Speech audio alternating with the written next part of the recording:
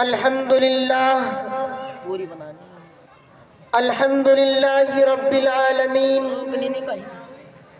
والعاقبۃ للمتقین والصلاة والسلام على سید الانبیاء والمرسلین وعلى آلہ واصحابہ اجمعین، اما بعد، اعوذ باللہ من الشیطان الرجیم، بسم اللہ الرحمن الرحیم۔ یا ایہا الذین آمنوا ادخلوا فی السلم کافہ ولا تتبعوا خطوات الشیطان انہ لکم عدو مبین۔ صدق اللہ العلی العظیم۔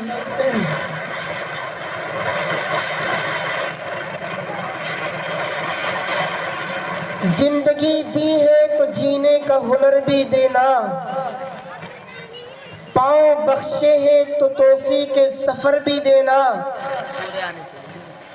اور گفتگو تو نے سکھائی ہے میں جو گونگا تھا، اب جو بولوں گا تو باتوں میں اثر بھی دینا۔ معزز سامعین، میرے محترم بزرگوں اور عزیز نوجوانوں، 10 منٹ کے لیے گنہگار بندہ آپ کی خدمت میں حاضر ہوا ہے، کچھ کہنے کی اور کچھ سنانے کی تمنا اور ایک آرزو رکھتا ہے۔ امید ہے کہ آپ بالکل اسی طرح خاموشی کے ساتھ میرے کچھ الفاظوں کو سنتے رہیں گے۔ عزیزان ملت، میں نے آپ حضرات کے سامنے قرآن مقدس کی ایک پاکیزہ آیت تلاوت کی ہے۔ اللہ رب العزت فرماتا ہے کہ دنیا اور آخرت میں کامیابی کا ایک واحد راستہ اللہ کا قرآن ہمیں اسی کی تعلیم دیتا ہے۔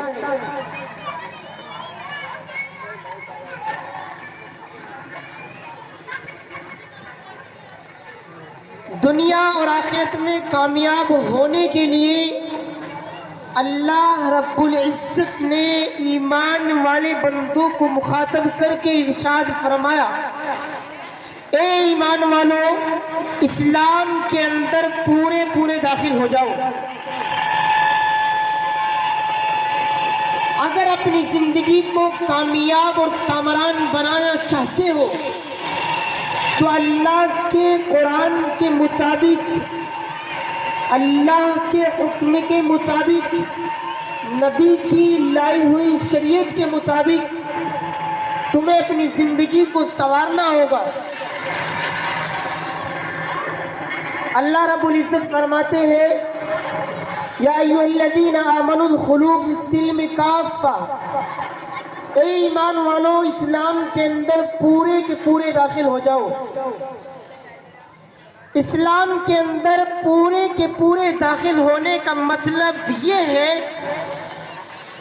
کہ اللہ کے دین کے مطابق اور دین کے ہر حصے کے مطابق، شریعت کے ہر حکم کے مطابق اپنے آپ کو بنانا ہوگا، اپنے آپ کو شریعت و سنت کے مطابق عمل پر آراستہ کرنا ہوگا۔ یہ نہیں کہ قرآن کے کچھ حصے پر عمل کر لیا اور کچھ حصے کو چھوڑ دیا، یعنی کہ جو چیز ہمیں آسان دکھائی دیتی ہے اسلام کے اندر، ہم اس پر عمل کر لیتے ہیں، اور جن چیزوں کو کرنا ہمارے لیے مشکل بنتا ہے ہم اس کو چھوڑ دیتے ہیں۔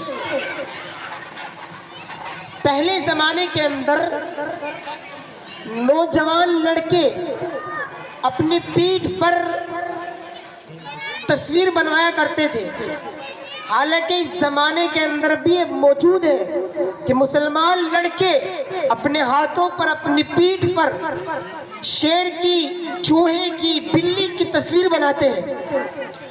تو ایک نوجوان اپنی پیٹھ پر تصویر بنوانے کے لیے ایک تصویر بنانے والے کے پاس گیا اور جا کر کے اس سے یہ کہا کہ اللہ کے بندے میری پیٹھ پر تجھے شیر کی تصویر بنانی ہے۔ اس نے کہا ٹھیک ہے۔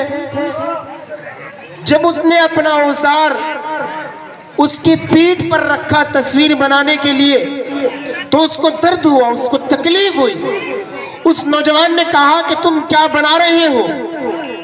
اس نے کہا میں شیر کی دم بنا رہا ہوں۔ اس نے کہا کہ درد ہوتا ہے، تکلیف ہوتی ہے، آپ شیر کی دم چھوڑ کر کے باقی کا حصہ بنا لو۔ اس نے کہا ٹھیک ہے۔ پھر تصویر بنانے والے نے دوسری مرتبہ اس کی پیٹھ پر تصویر بنانے کے لیے جب اپنا اوزار رکھا تو اس کو تکلیف ہوئی اس نوجوان کو۔ اس نے پھر کہا کہ کیا بنا رہے ہو؟ اس نے کہا کہ شیر کی آنکھ بنا رہا ہوں۔ کیا بنا رہا ہوں؟ شیر کی آنکھ۔ اس نے کہا کہ درد ہوتا ہے، تکلیف ہوتی ہے، آپ اس کو بھی چھوڑ دو، بغیر آنکھ کا شیر بنا دو۔ توجہ ہے آپ کی؟ سمجھ میں آ رہا ہے آپ کے؟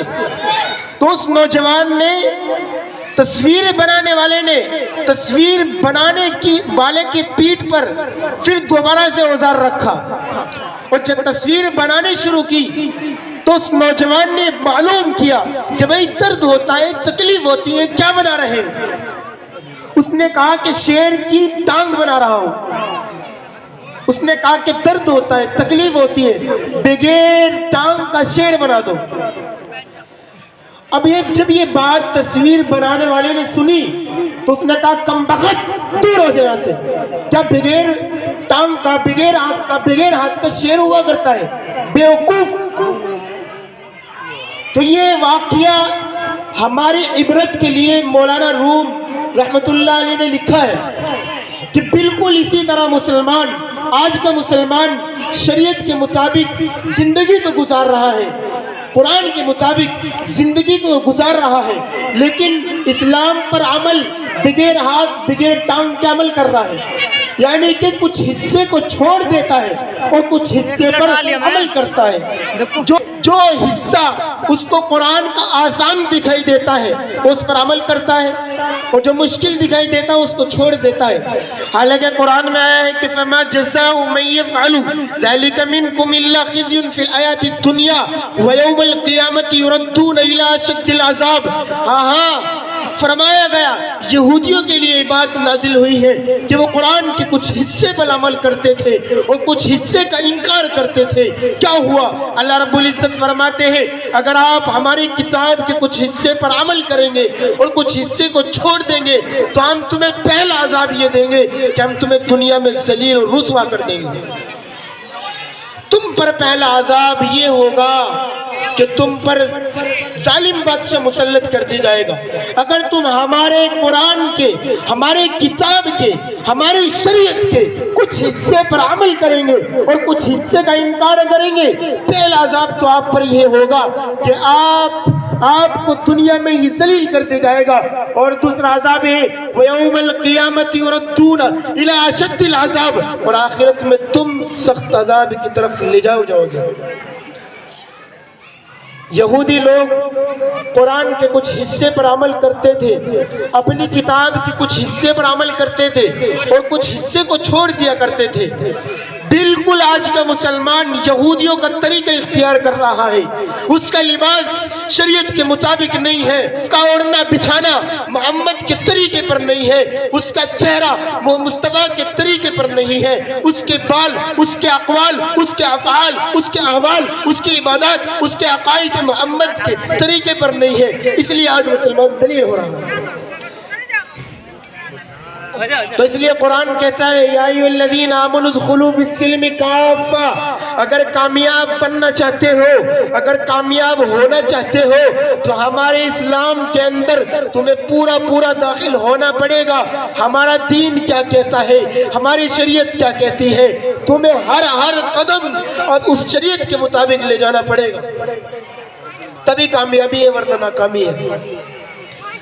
دوسری آیت یا ایھا الذین آمنوا قوا انفسکم واہلیکم نارا، اے ایمان والو اسلام کے اندر داخل ہو گئے، اپنی فکر کیجئے۔ جب تم اپنی فکر کرو گے اور اپنی اولاد کی فکر نہیں کرو گے تو یاد رکھنا کل قیامت کے دن تم سے سوال کیا جائے گا۔ یاد رکھنا اگر تم متقی ہو، تم پرہیزگار ہو، تم اللہ والے ہو، تم عالم ہو، مفتی ہو، لیکن تمہاری اولاد گمراہی کے راستے پر ہے تو کل قیامت کے دن تم سے دوسرا سوال یہ ہوگا، بتاؤ کہاں تک ذمہ داری نبھا کر کے آئے ہو؟ کلکم راعٍ وکلکم مسئول عن رعیتہ، ہر ایک محلے کا ذمہ دار ہوتا ہے، ہر ایک گاؤں کا ذمہ دار ہوتا ہے، اور ہم نے تمہیں ذمہ دار بنایا تمہاری اولاد کا، ہم نے تمہیں ذمہ دار بنایا تمہاری بیوی کا، بتاؤ کہاں تک ذمہ داری نبھا کر کے آئے ہو؟ تو اس لیے اپنے آپ کو سنوارنا ہے، اپنی اولاد کو سنوارنا ہے، لیکن جب اپنی زندگی، اپنی دنیا، اپنا کردار، اپنے اخلاق یہ سب کچھ عمل سے خالی ہو، افسوس کہ مسلم معاشرہ گفتار کا غازی ہے، کردار کھو چکا ہے، اس کی دنیاوی زندگی میں، اس کے طور و طریق میں، اس کی چال اور چلن میں مصطفیٰ کی سنت نہیں چھلکتی، اغیار کا طریقہ چھلکتا ہے، انگریز کی تہذیب چھلکتی ہے، اور جو دلدادہ ہو انگریز کے اور وہ بات کرے مصطفیٰ کے نظام کے نفاذ کی تو یہ بالکل ایسے ہے جیسے خواب دیکھتے ہوئے کوئی آدمی حکومت بدل رہا ہو۔ تو اس لیے عزیزو اپنی بھی فکر کریں، اپنے گھر والوں کی بھی فکر کریں، اور اپنے آپ کو پورے اسلام میں داخل کر دیں۔ انہی چند باتوں پر میں اپنی تقریر کو ختم کرتا ہوں۔ وآخر دعوانا ان الحمدللہ رب العالمین۔ بڑھ گیا تھا پیاس کا احساس بہتا دریا دیکھ کر، ہم واپس ہی پلٹ آئے پانی کو پیاسا دیکھ کر۔ بڑھ گیا تھا پیاس کا احساس بہتا دریا دیکھ کر، ہم واپس ہی پلٹ آئے پانی کو پیاسا دیکھ کر۔ جس کی جتنی حیثیت اس کے حصے میں اتنا خلوص، بھیک بھی دیتے ہیں یہاں کے لوگ کاسا دیکھ کر۔